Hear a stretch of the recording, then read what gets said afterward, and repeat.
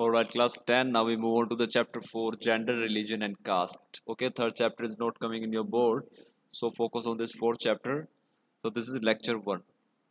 Chapter 4 जो आपका gender religion और कास्ट के बारे में आप देख रहे हैं यहाँ पे, ये बात करेगा 3 ऐसे डिफरेंसेस के बारे में जो समाज में आपको दिखाई देते हैं. Okay, these are called gender means male female के बेस पे अगर आप इसको देखना चाहते हैं समाज में कैसे देखा जाता है इनको, वो यहाँ पे देखा जाएगा.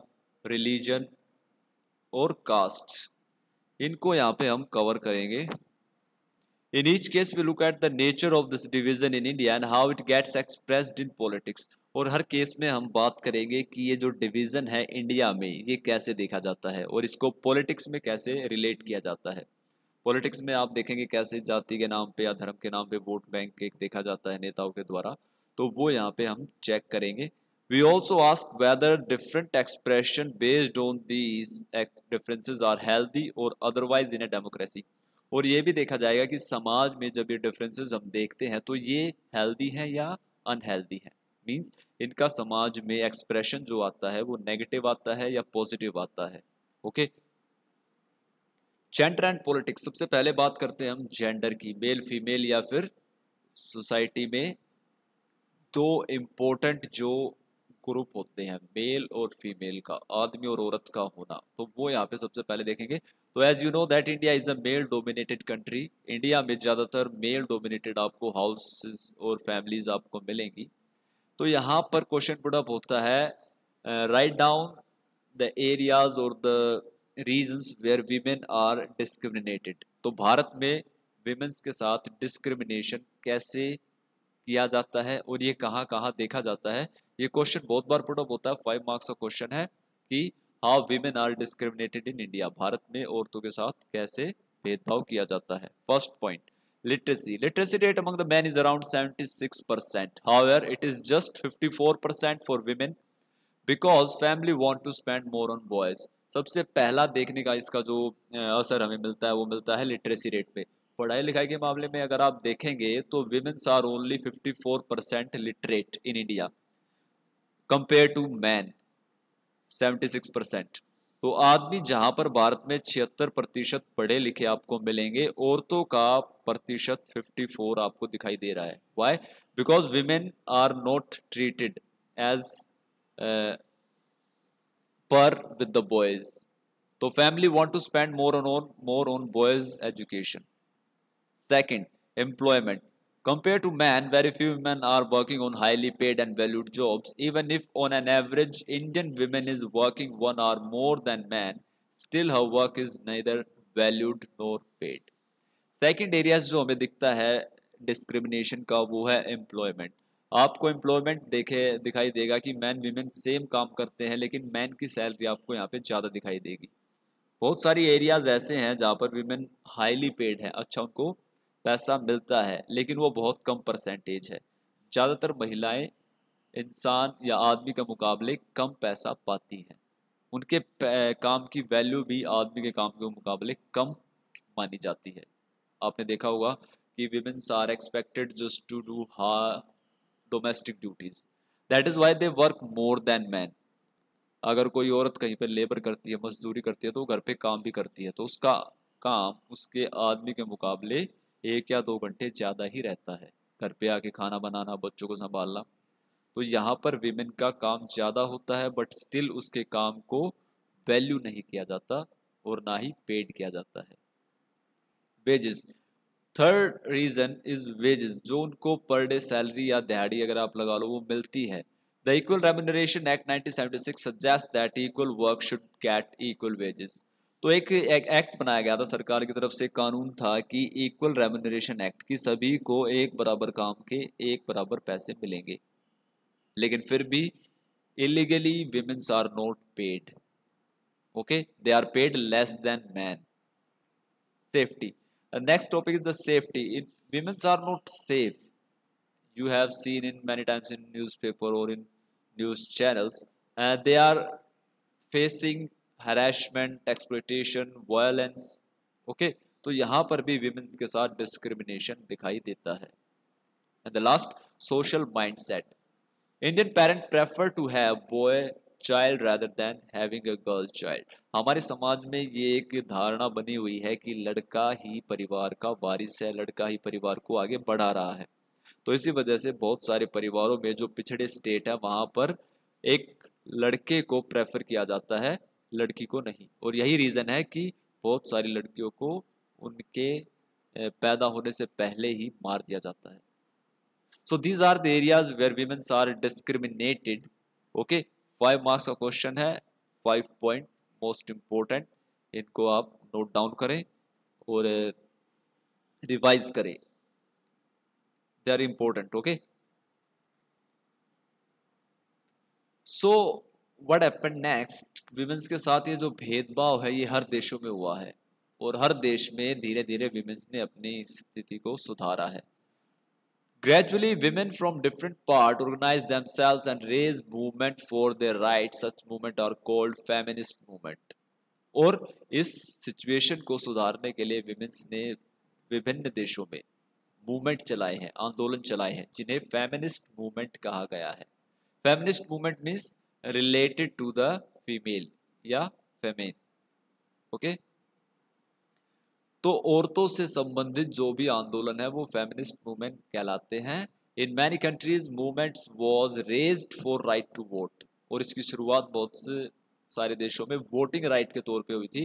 Because in many countries women are not eligible, were not eligible to vote. Okay, they were compared or they were termed as a passive citizen। even France, England, New Zealand, यहाँ पर भी विमेन को क्या कहा जाता था कि इनको राइट टू वोट नहीं है, ये समाज के पैसिव सिटीजन है, एक्टिव सिटीजन सिर्फ मेल को माना जाता था। In some cases women demanded equality in personal and family life as well. और धीरे धीरे फिर राइट टू वोट के बाद बहुत सारी विमेन ने इक्वालिटी डिमांड की पर्सनल और फैमिली लाइफ में भी। जैसे उनको उनके पिता की प्रॉपर्टी में हक मिले, उनके लिए डाइवोर्स लीगल हो, पसंद की शादी कर सके, अपने पैरों पे खड़ी हो सके, अपना मन चाह काम कर सके। तो यहाँ पर उनकी डिमांडें उठनी स्टार्ट हुई। It help to improve women's role in public life. और जब ये चीज़ें विमेन्स को मिली तो उनका रोल जो था समाज में वो काफ़ी इम्प्रूव हुआ। In some countries such as Sweden, Norway, Finland, women's participation in public life is very high. और अगर आप इन स्कैंडिनेवियन कंट्री में देखोगे तो स्कैंडिनेवियन कंट्री कहते हैं स्वीडन, नॉर्वे, फिनलैंड को, तो ये देशों में आपको विमेन पार्टिसिपेशन काफी अच्छा दिखाई देगा। यहाँ पर औरतों की स्थिति भारत जैसे देशों के मुकाबले काफी अच्छी दिखाई देगी आपको। Here you can see the women participation, जहां पर Arabic India, South Asia, Pacific Asia, Sahara, जहां पर विमेन पार्टिसिपेशन 8 to 10% के करीब है। मींस विमेन जो हैं, जो चुनकर आती है एमपी, एमएलए या फिर किसी भी पॉलिटिकल बॉडी में या किसी कैबिनेट में, किसी गवर्नमेंट में, तो वहां पर विमेन का परसेंटेज काफी कम है। So this is a matter of serious concern. एक ऐसा ग्रुप जो समाज की आधी पॉपुलेशन है, समाज की आधी जनसंख्या जिससे बनी है, उनका रिप्रेजेंटेशन पॉलिटिक्स में 10% भी नहीं है।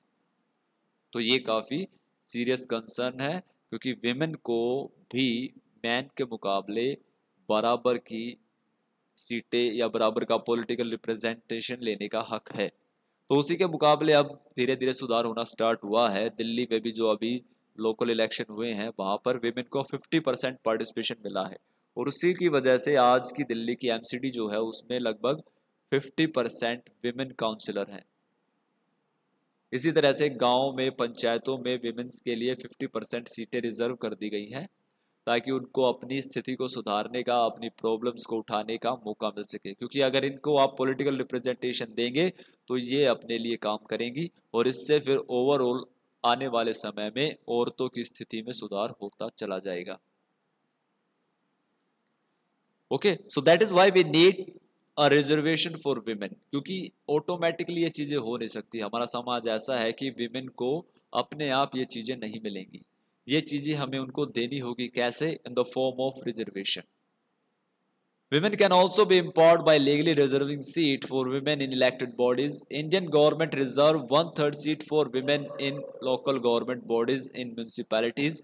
As a result, today there are more than 10 lakh elected women representative in rural and urban local bodies. Women organization demanded same one-third reservation in Lok Sabha and state assemblies for women. Bill proposal provided about this before a decade is still pending to be action. तो इसके लिए legal major क्या किया गया है कि one third सीटें reserve की गई थी, जो अब कितनी हो चुकी हैं, वन फिफ्थ हो चुकी हैं। राइट, हाफ किया जा चुका है ये।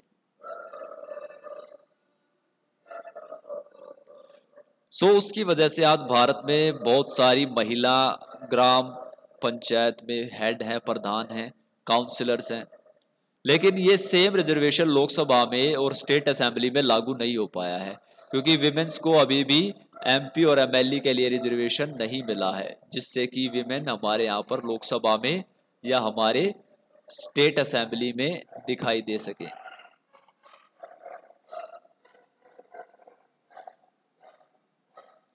ये अभी भी पेंडिंग चल रहा है, क्योंकि अभी बहुत सारी पार्टियां, नेता ऐसा नहीं होने देना चाहते कि विमेन को यहाँ पर बराबरी का हक मिले।